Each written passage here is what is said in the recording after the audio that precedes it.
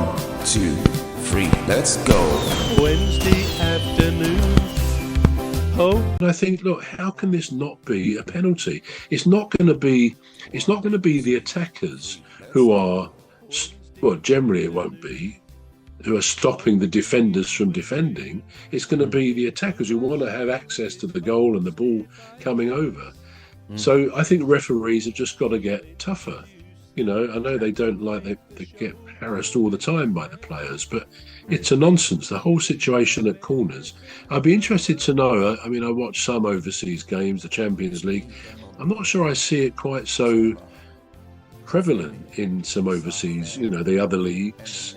Maybe it is, but because these things do tend to follow the leagues around. But they need to do something about it. Well, yeah, I mean, during the Everton-Manchester United, Kobe Mainu described it. He described the situation in a box as a bit of a Royal Rumble, you know, the wrestling. Well, it is like wrestling, isn't it? Yeah, it's a complete nonsense. Yeah, well, maybe yeah, go on. Yeah. I was only going to say that going back a few years, I don't really remember seeing this even, I don't know, 4 or 5 years ago. Was it as bad? I think it's like so many things in life.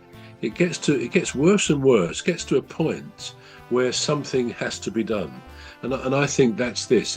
If you suddenly implanted the behaviour at corners today, 5 years ago, I would think half the team would have been sent off, because it's just a complete melee, isn't it, of pushing and shoving, and it just seems to have been incorporated into what is accepted now at corners. And I think they need to do something about it, because otherwise someone will come up with a new way of dealing with it and, you know, thump somebody or whatever. It's strange business. Well, that has happened, you know. But you know, the person that I feel so sorry about, that I feel sorry for the most, is the goalkeeper. You never see the goalkeeper. He's been crowded. They get lost. Yeah, they do. Yeah. Right. Okay. So this one might spill into the next segment. Depends. But it's saying Mo Salah is experiencing his longest goal drought in the Premier League. During his last 10 Premier League matches, Mo Salah recorded these numbers: 80 touches inside the opponent's area, 29 shots, 4 shots on goal, 0 goals. It says this is the longest drought of his Premier League career. What is happening with Mo Salah? Because, you know, we've all noticed it, haven't we? I've noticed it. His lack of goals in most matches, most football matches. Yeah, it's an interesting one, you know, because it's a bit like what came first, the chicken or the egg. And actually, I saw a couple of weeks ago, I was reading something, and it gave the actual scientific answer to that, what came first, the chicken or the egg. And it had to be, I think it had to be the egg, which kind of gives another problem. Anyway, that's neither here nor there.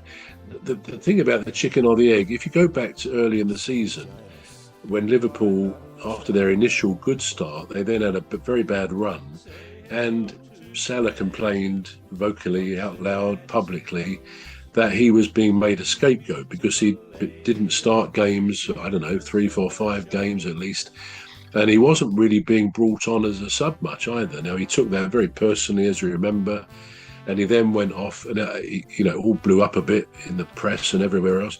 And he then went off to AFCON, and while he was there, Slot was asked about him, and he said, "Yeah, you know, we try and repair things, and it's up to him when he comes back."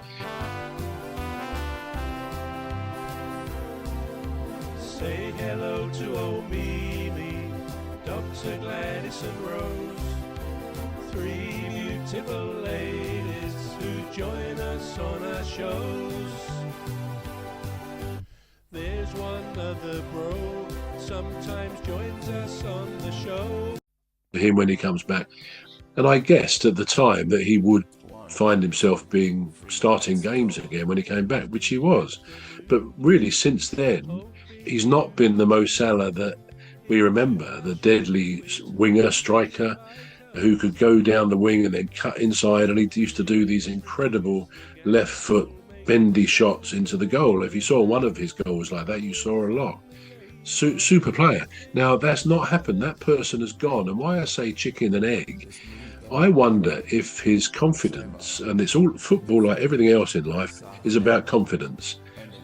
I wonder if that business, and then he was heavily criticised for his public outburst, if that's completely shot his confidence, so that even now he's still trying to prove himself again to the powers that be, to Slot and to his teammates, because he got some flack from other footballers as well. I don't know about in Liverpool, but certainly other Premier League players said he shouldn't have been so public in his criticisms.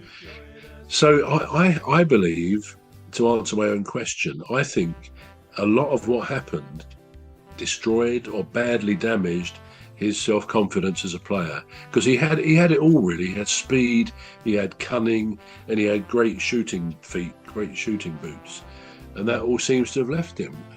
And I think he'll come back. If he doesn't, it would not surprise me if in the summer he goes off to Saudi, because I think they've already made some offers of a lot of money for him. And he may cut his losses and think, well, I've had a great time at Liverpool. I'm not particularly happy there now.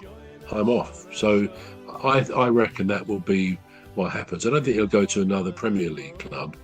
But yeah, it's a bit sad because his demise has been like so sudden.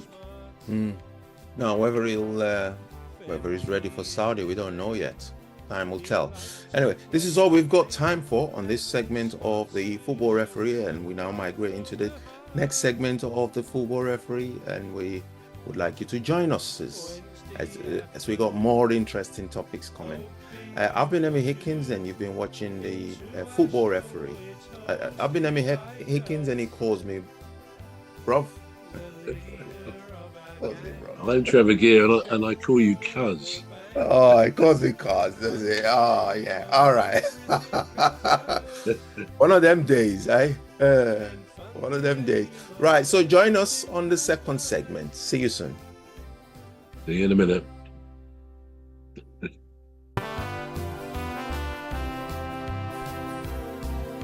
Say hello to old Mimi, Dr. Gladys and Rose, three beautiful ladies who join us on our shows.